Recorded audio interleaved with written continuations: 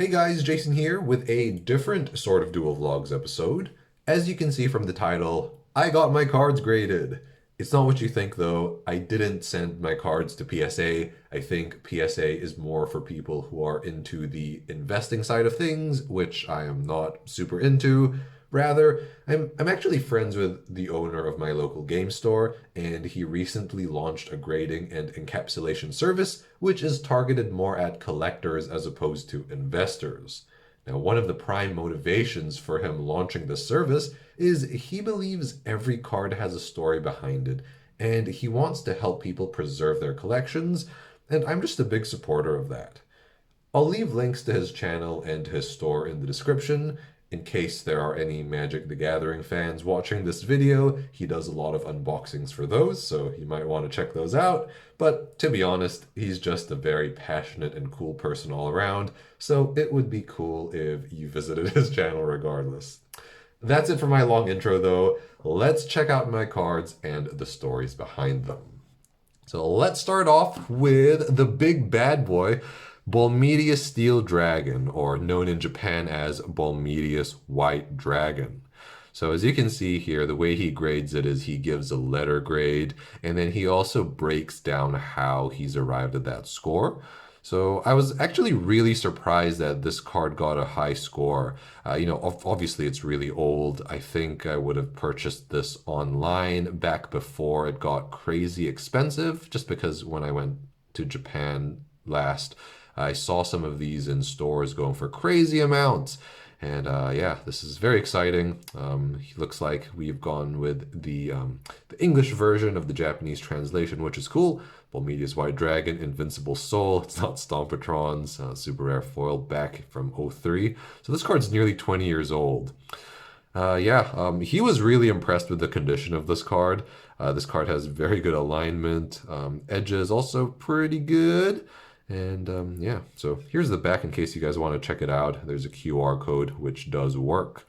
And it says here, preserve your collection in New Zealand grading service. And here's the website. Yeah, very cool.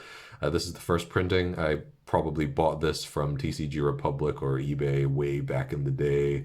And I don't know, man, if you guys are Pokemon fans, if there are any Pokemon fans out there, I feel like Bulmeteous Steel Dragon is kind of like the Duel Masters version of Charizard. What do you guys think? But yeah, anyway, that's enough of Bulmeteous. Right, now what else have we got? We've got a Heavyweight Dragon. So this is the card that came in the booster pack sent to us by Diabolical Drew. He's not diabolical, he's a very nice person. Yeah. So I immediately sleeved this card after I pulled it, and I thought, you know what, this card has sentimental value. It is the first, I guess, gift or fan mail from somebody we didn't know personally to the channel, and it's just very special to us. So yeah, it's a foil, it's a big bad dragon, very cool. A shame that it only got 4 stars for the edges, just because, it just went from pack to sleeve, but that's just the way it goes sometimes. So Heavyweight Dragon, there you go. Now, I also didn't get all of my cards graded. Some of them aren't in the best condition, so I didn't think they were worth grading. So here are some of the encapsulated cards. We've got Boom, Super Necro Dragon Abzodolva, Uber Dragon Bejula, and Super Terra Dragon Bilious Gale. So these are the super rare dragons from Epic Dragons of Hyper Chaos, as you will see here. So there's the English set name, very cool.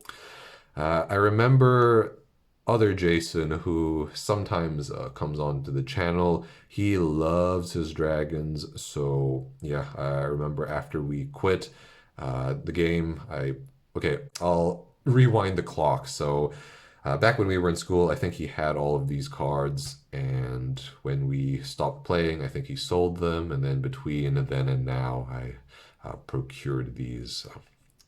So I think these 2 cards, I spent a bit of time in Singapore a couple of years ago while I was in uni, and I was able to buy these off someone. For the Uber Dragon Bejula, and this is the one, I have 2. This is the one in the best condition. I'm not quite sure if I always had this, if I bought this off eBay, if it was from a Singaporean seller. I can't quite remember. But yeah, anyway, there we go. Uber Dragon Bajula. I think Bajula is in the best shape. I guess another thing I should point out is he actually lets you choose the color of the logos as well. So I tried to match them to the card. He offers a color that corresponds to each of the main civilizations in Magic/DM. So there's light, yellow, water blue, darkness purple, green for nature, and red for fire. So yeah, and my friend also, the store owner, he also helped me pick out the colors to make my cards look even prettier. Okay, so that brings us to the end of the English cards, but don't worry, we are still in the TCG realm. The next set of cards we've got are the Miraculous Spells. So here's Miraculous Plague, known in Japan as Eternal Sword, and Eternal Wave, not Blastosplosion. A little bit of an over-the-top name, if you ask me. So these Miraculous cards, I thought, these are not in the best condition. Okay, some are not, but I thought it would be interesting to get them graded anyway, just so I could better understand how the grading system works. It's like we know what an A would look like, kind of expected high marks for these cards, but with the B's and C's, I don't know. So let's take a look at them one by one. So we have Miraculous Plague. I bought this card online, most likely from TCG Republic. I feel like if you dug through our old mail days, you could find it. But yeah, there you go. So I think the edges of the card really let me down. I'm not sure if you guys can see that, but that's okay. I think it looks very pretty. I don't know if the camera work does these encapsulated cards justice, but I think like what he does is he uses a hydraulic press to push the pieces of plastic together, and there's actually no inner sleeve inside this slab. So yeah, I feel like the plastic really pushes against the card and it really makes it pop. It looks so pretty. So yeah, there we go. Here's Miraculous Plague. I assigned it the blue label. This is the Miraculous spell I have in the best condition, Eternal Gate or Miraculous Meltdown. Now this card, I do remember the story behind it. I was in Japan and I found it in a shop. And when I came to pick these up, my friend was like, did you get this from a shop or something? Because you probably didn't buy it online because it's in such a good condition. 2004, you probably didn't pull it. And yeah, he was right. So if you look back, if you find one of our old Japan haul videos, you'll probably see this card. No, you'll definitely see this card in as one of my pickups. So there we go. Eternal Gate. Miraculous Rebirth.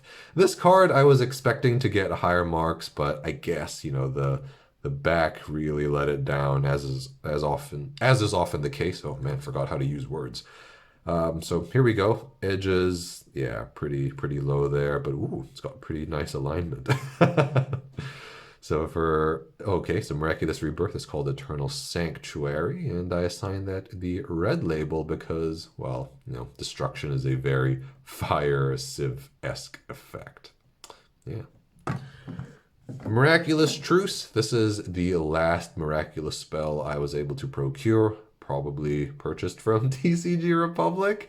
Got a B grade. And that's actually pretty high, to be honest, especially since I wasn't able to inspect the card. But yeah, there we go. Generally seen as the weakest of the Miraculous spells, I think it still looks cool, and it isn't completely useless. This card did see some play in Duel Masters Plays, kind of like acted as a second Holy Awe. And it can also be used as an anti-bomb bazaar tech if you really want to explore that. Shoutouts to Doug, who gave me the idea. Okay, last Miraculous spell, Miraculous Snare. Oh my goodness, I almost forgot the name. Eternal Guard, that gets the light border, light label, since, this is a card that interacts with the shield zone, which I think is a very light-centric mechanic. So there you go.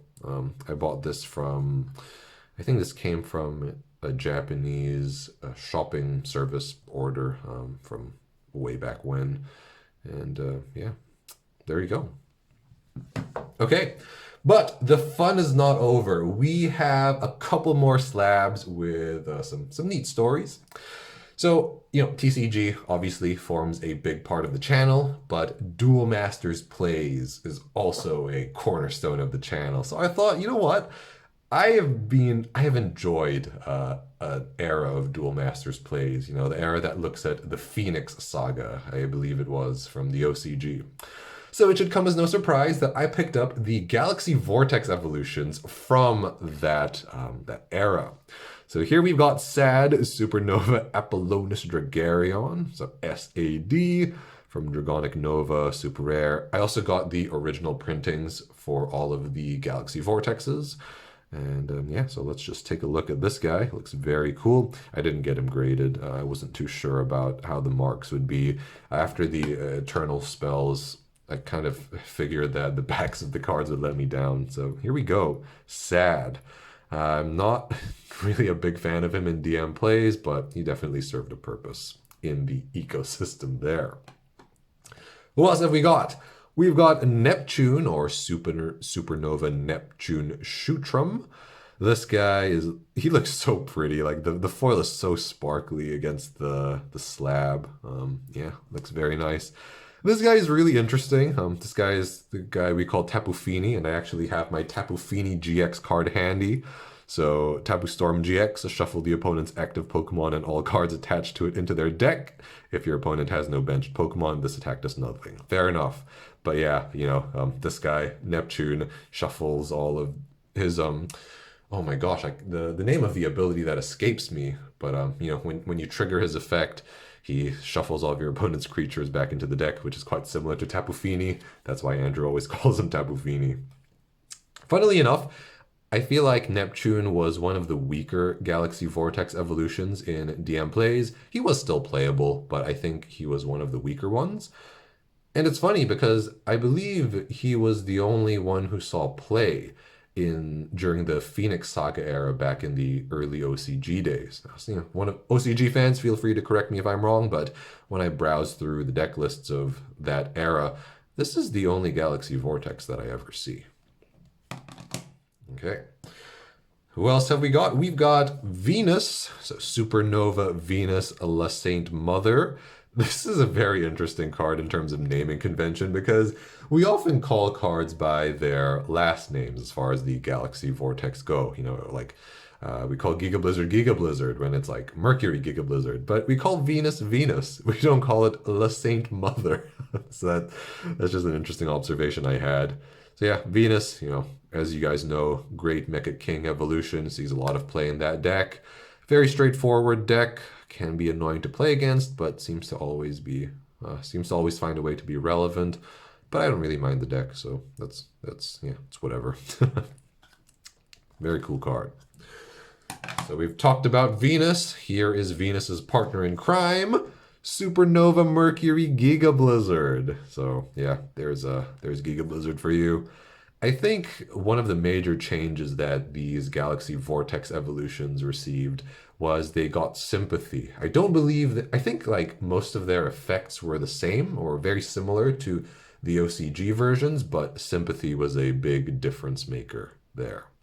So Giga Blizzard, very powerful, very cool. My sentiments for Giga Blizzard are quite similar to Venus. We've got some... I'm not sure if any of them made it to camera, but we got some gauntlet memes for these. Venus juice is what we say when we try to, because Venus can negate 3 times, so that's the Venus juice. And Giga Blizzard is just like a rush out the Giga Blizzard if we brick, if the Sway Lancer deck doesn't do what we want it to or whatever. Anyway, I'm rambling. Who else? We've got Supernova Big Bang Anastasis. Love this guy. Actually, Andrew really loves this guy. I think he's okay. He's really funny. Super Smash Brothers Ultimate. Everyone is here. Someone's from deck. Combines 2 of our favorite races, the Dream Mates and the Arc Seraphims. So there you go. This guy's a pretty neat guy. Has some good voice acting in DM plays as well. And for the last of the Galaxy Vortex evolutions, might be a card that you guys aren't too familiar with because it hasn't made it to any of our videos. We've got Supernova Pluto Deathbringer. Very menacing name and pretty funky artwork. I like it a lot. Now, this is the only Galaxy Vortex evolution who did not see play in DM Plays, I believe. You know, at least Andrew and I aren't familiar with him. I think he would evolve off, what is it, Grand Devils and Tyranno Drakes.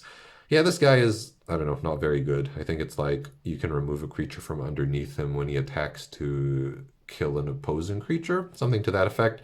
Just a little bit underwhelming, which is unfortunate, but I thought we can complete the DMP Galaxy Vortex Evo lineup. Pretty funny how water got 2, and you know, one has to wonder, what if we just gave Neptune Darkness? Then it would have been perfect. But that's okay. Yeah, gotta stay true to the source material. So I'll just move these over to the back. It's funny as well, when my friend was grading these cards, or encapsulating these cards, I should say, since they haven't been graded, he was saying these actually form a cycle, and there are 2 of each of two Galaxy Vortex evolutions for each Civ in the OCG. So he was like, you're making me want to buy the cards. If you don't, please buy them, or else I'm going to have to go buy the rest. So guys, what do you think? Should I get the original printings, the physical cards of the remaining Galaxy Vortex evolutions, just to finish it off, even though they weren't in plays? Let me know in the comments. And for the last card, we are talking about Duel Masters Plays. What kind of conversation, what kind of gauntlet video would it be if we didn't talk about the Dream Mates? So, okay, we've got Hello Panda, as we affectionately call him, or his real name, Kenji Panda Nelra Tyrannical Shogun. Yeah, we love our Dream Mates, so there you go. I had to encapsulate the panda. I actually really wanted to grade it. I thought it would be cool to have a panda with an A or S grade, just because I love this card so much. But I had to buy this online, and it wasn't in super duper good shape. I mean, I think it's pretty reasonable, but yeah, I didn't think it would get a high grade. So encapsulation would have to do. But that's okay. If you guys notice here, we are actually able to put in bits of personalized text at the bottom. And as you can see here, it says Plays Arena 2021 final stage winner. Because if you guys remember from earlier this year, Andrew and I had a pretty crazy run in Plays Arena using a Dream Mates deck, which of course Panda was the leader of. Yeah, this is pretty cool. I really like this little bit at the bottom here because, you know, there are a lot of stories that people can that people can capture in this little bit of text. You know, sometimes it's like, if you're really happy with a pull, you can put in like booster box pulled on, you know, whatever the date was. Or if you're wanting to give a present to one of your friends, like happy birthday, Jason, you know. There are a lot of cool ideas that you can do with that, and I think that's just really neat. So yeah, there you go. Now that brings us to the end of the video. I hope you guys enjoyed this video, and if you like this sort of thing, you like hearing the stories behind certain cards, definitely let me know in the comments so I know to do more videos like this. Thank you guys so much for watching. Stay safe, and we'll see you guys next time.